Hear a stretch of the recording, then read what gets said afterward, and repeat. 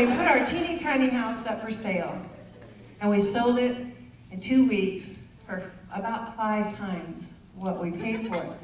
And so, golly, we had more money than we'd ever had in our whole life. And so I felt God was calling us to buy a mansion.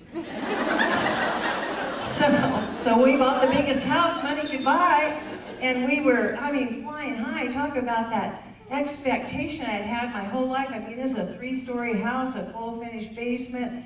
It had 100 green shutters, and it had a huge yard, and all the appliances matched.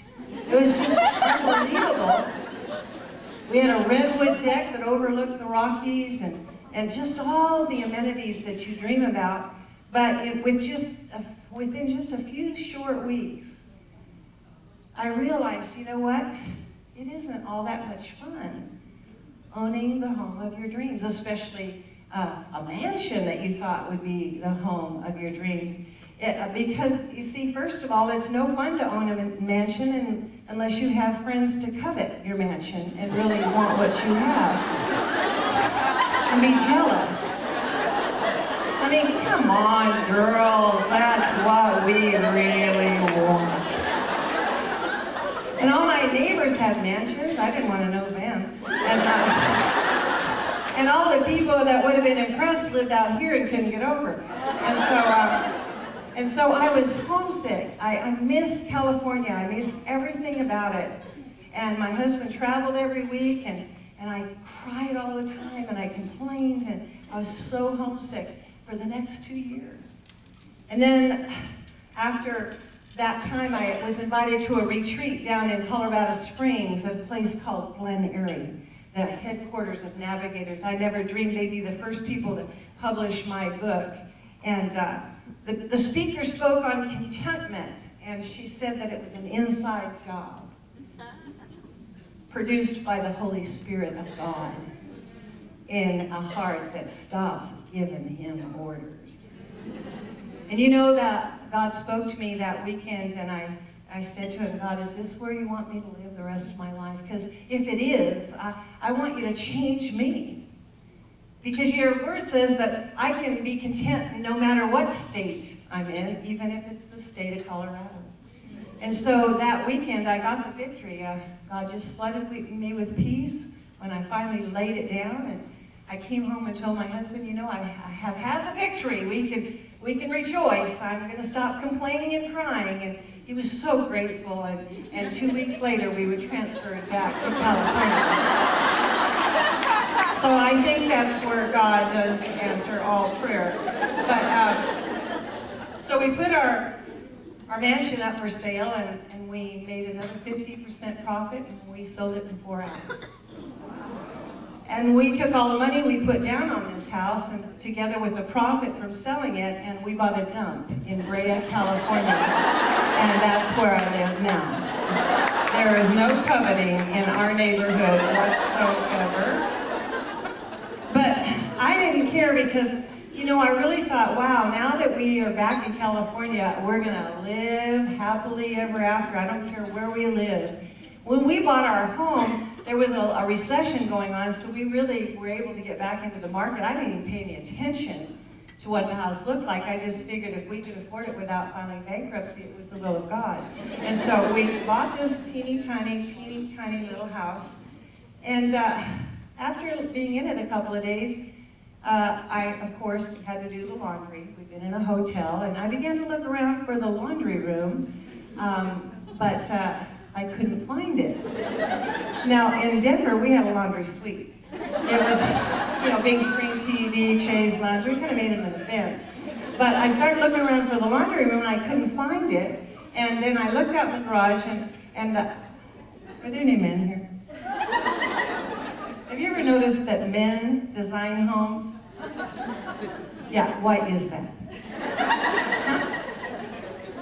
I mean, the man who designed our home is now in a home, and but out in the garage, he had some extra cement, because of course he didn't measure right. And so they just put that over in the corner, and there's a step up to this slab of cement, and that is the pseudo laundry room. It is so handy. I mean, I don't know if you've ever really lived if you haven't done laundry on a slab. But I didn't care because we were in the promised land. I was never going to complain again. And so I'm out in the garage doing the laundry and the phone rings. And I hadn't had any friends for so long. I thought, well, I'm going to run in there. Maybe somebody heard that I'm back. And I heard it ring twice. I was kind of concerned. Our daughter was 16 at the time, and I figured somebody had kidnapped her because she would answer that phone before it rang. You know what that's like. But then it rang a third time, and I thought, I'm getting that phone. And I turned and ran into the house and completely forgot about this 18-inch step that the washer and dryer were on. So I just kind of fell off that. And that's putting it mildly. I mean, I fell off it. I twirled around. I hit my head. I hit my hip. I slid across the garage floor, and I killed myself. And I'm laying there dead. And I said, dear God, your word says that if I'm dead, I'm in heaven. But God, if this is heaven, it smells so bad.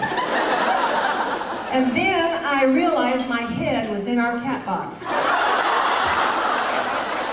And Dr. Evans has kept him so healthy.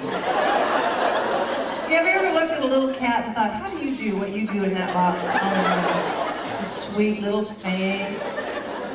But anyway, I was resurrected from the dead when I smelled that one little whiff, and that's why I'm here today. So thank you so much. I'm glad to be here. I think another unrealistic expectation I've had about life is something that I got from the fairy tales, because see, that's where I got my philosophy for life. Stop and think for a minute where you get your philosophy for life. I mean, it can be from TV. It can be from the movie magazines. It can be from the news. Who knows? But we all have a philosophy of life, and I got mine from the fairy tales. And Ozzie and Harriet, you know, that's what I watched as a kid, and it said to me, someday my prince will come. And I knew that when he came, I would fall in love with him, and we would have this drop-dead, gorgeous Cinderella wedding, and then we would ride off into the sunset and live happily ever after. And you know, we don't believe anything different when we're young and we're in love. I mean, trust me, have you ever met a bride coming down the aisle of a church saying, this guy's a loser, but I'm going to marry him because I like my ring, I like my dress, I love my dress. I know. I mean, you know, we think we're marrying the first perfect human being, and I think that we're all kind of surprised, you know. I remember after I married my husband, well, before I married him, we'd never even had a disagreement. Not one. And then about 2 weeks after we got married, I thought someone had switched heads on his body. And there was a precious little side to him that he had covered up.